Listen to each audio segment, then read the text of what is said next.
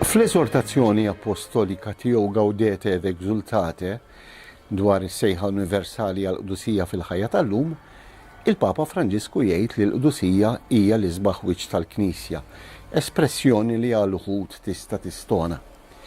Jiena iltqajt ma' Francesco Pio Attaġ fil-kjostru tal-Kunvent tal-Patrijiet Agostinjani fir-Rabat Għawdex u tlabtu l-kummenti tiegħu dwar din l-espressjoni tal-Papa.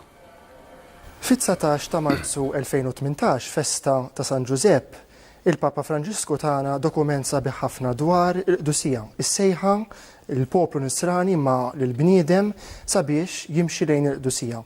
Huwa dokument li jistedinna sabiex inħarsu lejn il-qdusija bħala sejħa universali, bħala sejħa għal kull wieħed u waħda minna. Mhux tabxejn li dan id-dokument iġib l-isem ifirħu u tennew, Gaudete et Exsultate, propju għaliex il-Papa jrid jurina li l-mixja tal-fidi, il-mixja wara Ġesu, il-mixja biex insiru qaddisin, hija mixja illi tagħmilna ferħanin u twassalna lejn il-ferħ bla tmiem.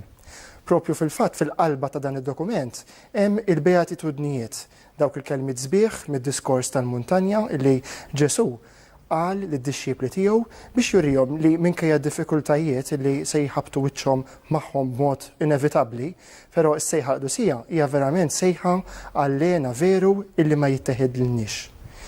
Il-Papa f'paragrafu 9 għallilna fost l-oħrajn li l-qdusija hija l-isbaħ wiċċ tal-Knisja. Jista' jkun li llum meta nħarsu lejn dan il-wiċċ tal-Knisja narawh sfigurat, deformat minn ħafna fatturi, minn ħafna raġunijiet, fost l-oħrajn minħabba id-dnubiet tal-membri tagħha, anki fost il-kleru. Smajna reċentament, per eżempju, bl-allegati abbużi fuq il-minuri min-naħa tal-kleru fl-Istati Uniti tal-Amerika. Aħbarijiet li isewdulna qalbna, iniktuna, u forsi anki jaqtolna xi ftit it-tama tagħna illi nistgħu naslu għal din il-mira li jpoġġilna Ġesu.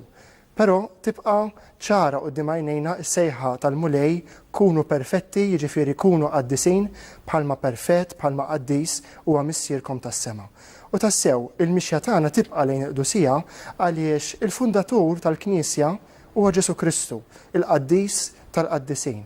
U anki jekk din il-Knisja hija magħmula mill-midinbin, minn persuni li jiżbaljaw, li jaqgħu kontinwament, però dawn huma l-istess persuni li blajnuna tal-grazzja ta' Alla jerġgħu jqumu mill-ġdid u jibqgħu mexjin. Kemm hu sabiħ meta naħsbu dwar dak illi San Pawl kien iħobb jgħid meta jindirizza l-ittri tiegħu lill-insara. Kien isellem lil ħutu l-insara u jgħidilhom insellem lil qaddisin li jinsabu f'din jew f'dik il-Knisja. Anki lilna qed jindirizzana missierna San Pawlu jgħidilna iwa intom il-maħbubin ta' Alla, intom il-qaddisin tiegħu. Il-mixja tal-qdusija hija mixja pass wara l-ieħor illi tibda minn din id-dinja u tintemm fil-kontemplazzjoni sħiħa tal-mulej fis-sema. Għalhekk ejjew ma naqtgħux qalbna, ejjew nisimgħu din is-sejħa illi qed jagħmlilna missierna l-Papa biex nimxu t-triq tal-qdusija u minkejja l-ħafna dunubiet li nistgħu naqgħu fihom nerġgħu nqumu u nkomplu il-mixja tagħna. Niftakru illi dak li sejħilna qdusija huwa kollu kemm hu qaddis u jekk inħarsu leh minkejja d-djufijiet tagħna m'għandniex għax naqtgħu qalbna.